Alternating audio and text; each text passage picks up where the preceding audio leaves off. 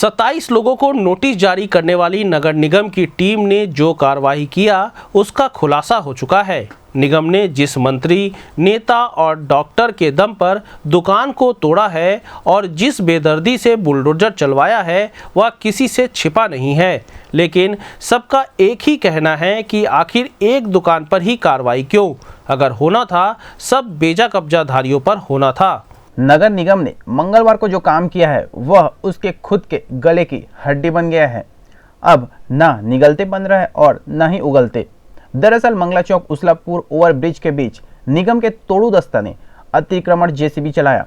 सरकारी जमीन पर बनाए गए अवैध निर्माण को तोड़ू दस्ता ने जमीन दोज कर दिया।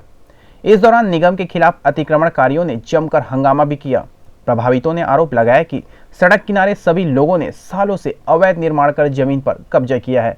सब कुछ जानते हुए भी किसी रसूखदार के इशारे पर उनके निर्माण को तोड़ा जा रहा है। मामले में निगम कमिश्नर वासु जैन ने बताया कि सरकारी जमीन पर किसी भी कब्जे को नहीं रहने दिया जाएगा। सभी को नोटिस देकर अतिक्रमण हटाने का निर्देश देंगे। अतिक्रमण नहीं हटाए जाने की सूरत में जेसीबी का प्रयोग कर सरकारी जमीन को छुड़ाया जाएगा। मंगलवार को उसलापुर ब्रिज के पास सरकारी जमीन पर अवैध निर्माण के खिलाफ निगम ने अभियान चलाया। मात्र 3 दिन की नोटिस पर निगम ने हरी चटनी दुकान को जमीन दोज कर दिया। इस बात को लेकर प्रभावित लोगों ने निगम के खिलाफ जमकर हंगामा मचाया। निगम की कार्रवाई को लोगों ने एक तरफा बताया। नाम नहीं बताने की सूरत में एक व्यक्ति ने बताया कि निर्माणाधीन हरी चटनी दुकान को रसूखदार के इशारे पर तोड़ा गया है, जबकि उसके अगल बगल सड़क किनारे सालों से बनाया गया दुकान पूरी तरह से सरकारी जमीन पर है। बावजूद इसके उनके खिलाफ किसी प्रकार की कार्रवाई नहीं हुई। यदि अन्य लोगों को छूट है तो उन्हें छूट क्यों नहीं दिया जाए?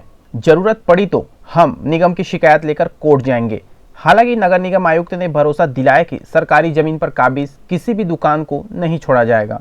नोटिस देकर दुकानों और मकानों को खाली कराया जाएगा।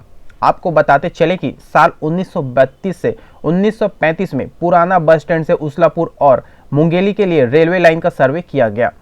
पटरी बिछाने के लिए तत्कालीन ब्रिटिश सरकार ने जमीन आवंटित किया। इसमें खसरा नंबर 1552 समेत और कई जमीन शामिल है। किन्हीं कारणों से रेलवे लाइन बिछाने की योजना को निरस्त कर दिया गया। बाद में जमीन को राज्य शासन के मार्फत निगम प्रशासन के हवाले कर दिया गया। राज्य गठन के बाद अवसरवादियों ने फर्जी पट्टा या फिर जबरदस्ती कर सरकारी जमीन पर कब्जा कर दिया। कब्जा की कार्रवाई अभी तक जारी है। करीब 22 साल बाद निगम प्रशासन गहरी नींद से जागा और चुनकर एक दुकान को निशाना बनाया। सिर्फ एक दुकान को ही क्यों निशाना बनाया गया के सवाल पर अब निगम ने सड़क के किनारे करीब 90 फीट अंदर तक सरकारी जमीन पर काबिज लोगों को हटाने का ऐलान किया है।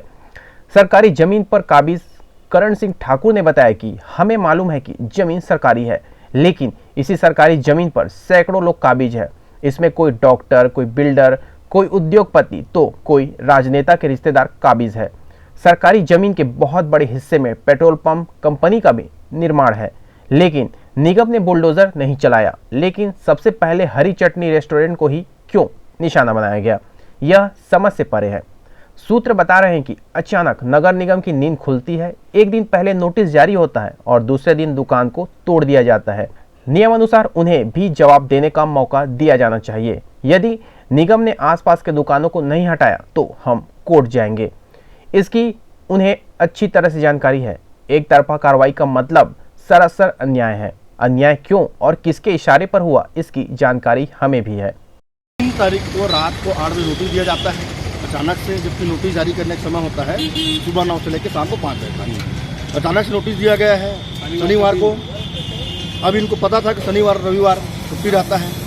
उसके बाद अचानक से कल ये लोग आए हैं, मशीन लेके आए हैं, पूरा निगम के अमले के साथ में आए थे ये लोग। हमने समय मंगाई इनसे कि हमको कम से कम, जब दूसरों को आप समय दे रहे वासी, हमको 1 हफ्ते तक समय दीजिए। कीमती सामान लगा है, अनुरोध किया गया, ग्लास लगे हुई है, बहुत सारा सामान है। निकलवाने में लेबर मिल नहीं रहा है, थोड़ा सा 25 लेबर लगा हुआ है। पता नहीं कि किनके षड्यंत्र से या लेन देन हुआ है, क्या हुआ है, इनको वही बताए हों।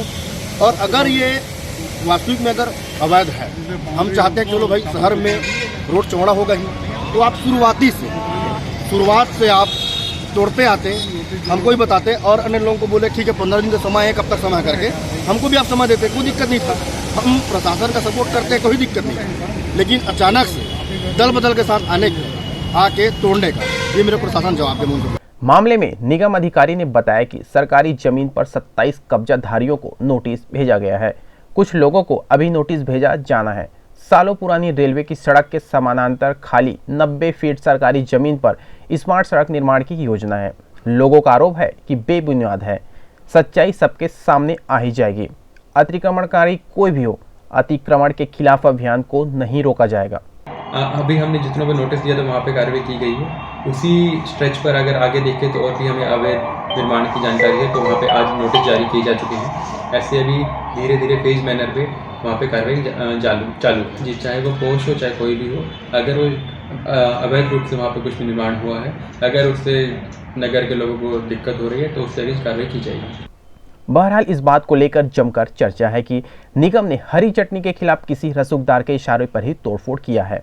2 दिन पहले नोटिस देकर आनंद फानंद में निर्माण को जमींदोज किया गया, जबकि साफ दिखाई देता है कि रसूखदार सालों साल से घर बनाकर सरकारी जमीन पर काबिज है। लोगों को इंतजार है कि क्या निगम प्रशासन इन रसूखदारों पर कोई कार्रवाई करता है। ग्रैंड गोबर न्यूज के लिए कैमरामैन राकेश खरे के साथ मनीष शर्मा की रिपोर्ट।